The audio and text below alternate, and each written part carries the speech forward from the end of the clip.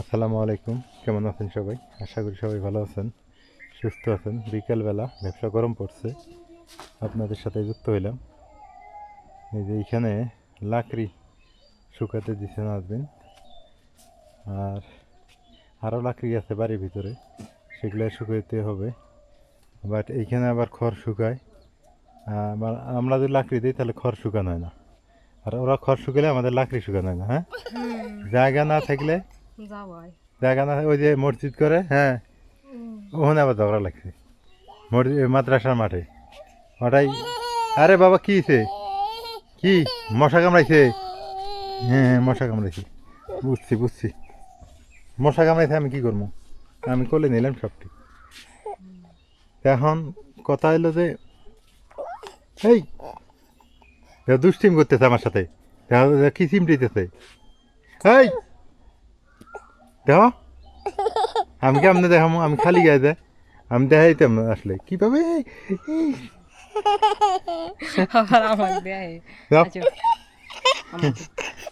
কি ছিল?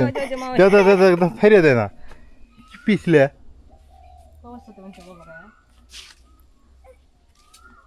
তো ওটাই। ওই যে একজন ভুট্টে শুকাইতে দিছে আর একজন মানবো না।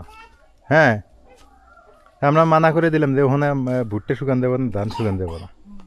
তাও মানে করো যে তাও নিয়ে তাও ঝগড়া। আমি কইছি যে এই মাদ্রাসা দিতেছ, মাদ্রাসার মধ্যে মানে ভুট্টা হুকাবো, ভুট্টা নিয়ে গোডাউন বানাবো। না ভুট্টে ওটা তালা দেওয়া, মাদ্রাসা ঘর তালা দেওয়া, ফিল্ডও মাঠ তো ওইটা ওইটা নিয়ে নিয়ে। ফাটাফাটি হয়ে যাবো।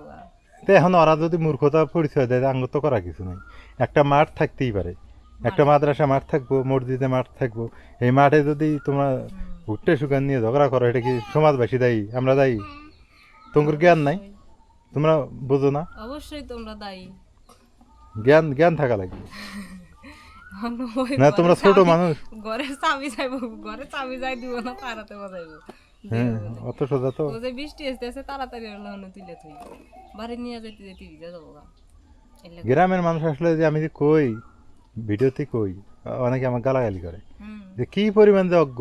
আজকে ওই যে খালা কি গোবর বাইর করে দেয়, গরু দিছে লাত্তি বুকের মধ্যে। দেখো তো, ওই অবস্থা যদি মারা দিত, আল্লাহ মাফ করছে। তেলে কোনো জ্ঞান আছে যে গরু শুনে আমার ওইভাবে দেওয়া যাবে না।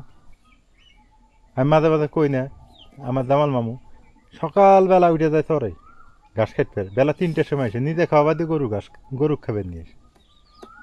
নিজের খাওয়ার খবর নাই, গরু খাওয়ার খবর। তো যাই হোক, এই এলো গ্রাম।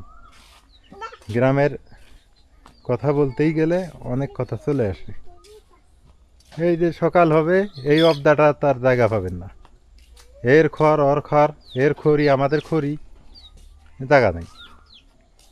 তো সরকার সংস্কার করে, এইগুলো সংস্কার নেই, এগুলো প্রশাসন দেখে না, এলাকার মেম্বার চেয়ারম্যান এগুলো দেখে না। অথচ এগুলোই কিন্তু মারামারি বা কেস মামলা মোকদ্দমার প্রধান মাধ্যম। এগুলো দিয়ে শুরু হয়, যেমন আইল কাটাকাটি। আপনি এখন যে কোনো রাস্তায় যাবেন, বিকেল হয়েছে তো সবাই খড় গোটাইছে, সকাল হইলেই শুরু করে দিবে।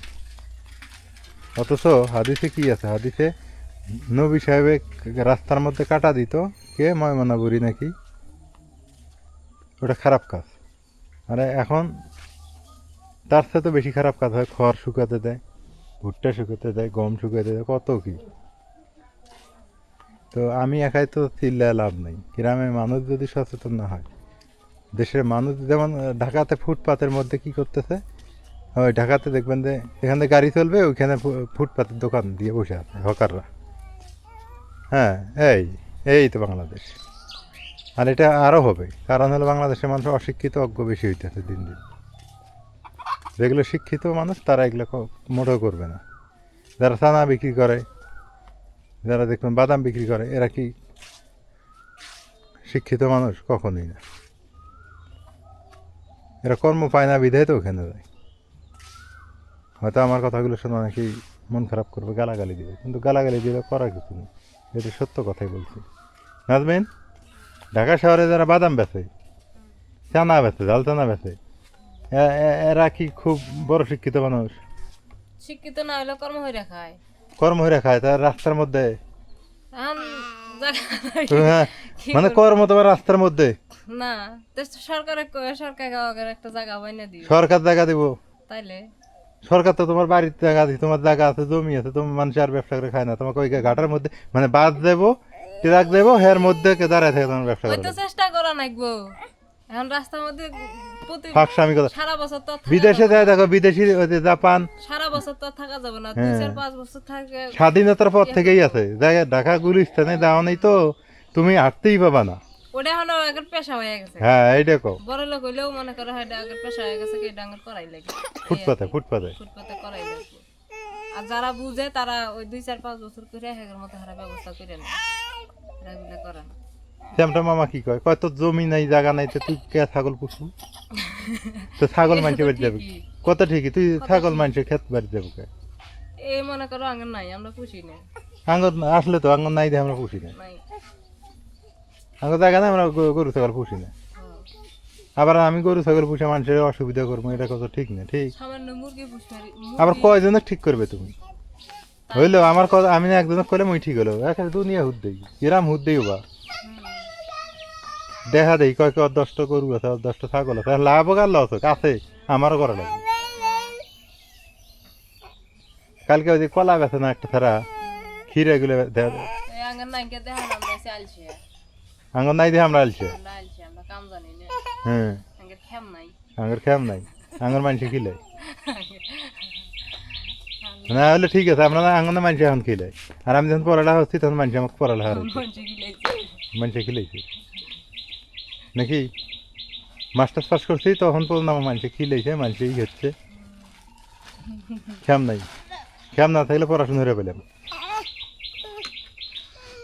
এর ইয়া খালি ওটারই তো হয় না, ওই এক ছাড়া কলা বেছে, হ্যাঁ ওই কি ভাই আমি ওইটার মধ্যে নাই, আমি 300-300 টাকার কলার ব্যবসা করতেছি, বেচমু কলা 300-400 টাকা কামাই করুম ভালো, আমি ওই ছাগল গরু টাইনবে পাবো না, মানুষের ক্ষতি করে পাবো না।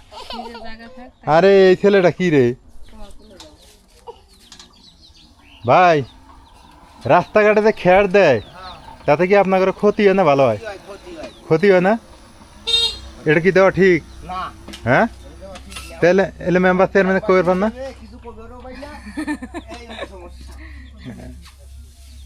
এটা কথা ঠিক, কবেরও পাই না সবেরও পাই না।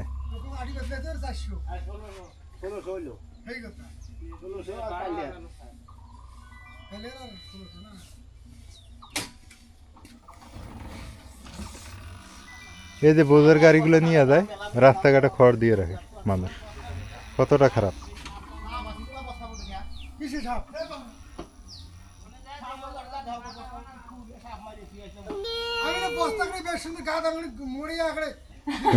সাপ গাড়া করে হ্যাঁ, তাহলে তো সাপ ঘরে ঘরে নিয়ে এসো, ও রে আল্লাহ বড় বড়,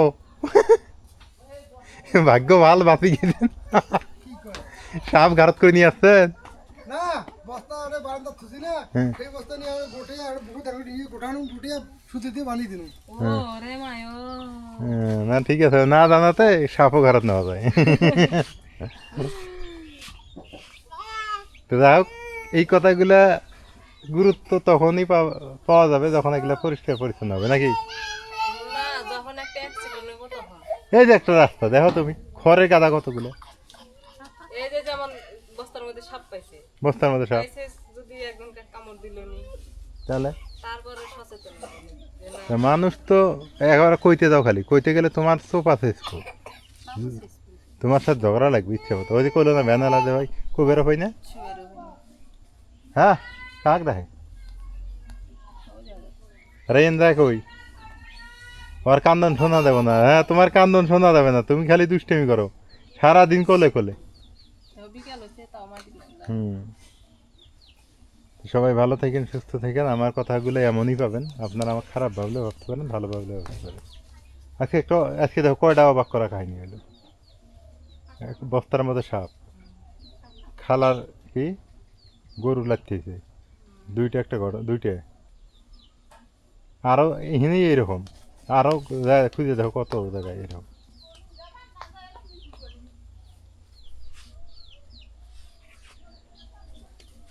তো তুমি কি খড়িগুলো শুকাবা? খড়ি শুকাই কে বকরে খড়ি তো শুকানোর জায়গায় নেই, মেরে দুই হাত দিছি না করতেছে তাহলে নাইরা যদি না দেই কব যে ওই যে খেম নাই খড়ি গিলে বাড়ির মধ্যে পোষাইতেছে আজকে নাইরা দিবার দোষী কয় যে খেম দেখাইতেছে কোনো পাশে যাওয়া যাবে না গ্রামের মানুষের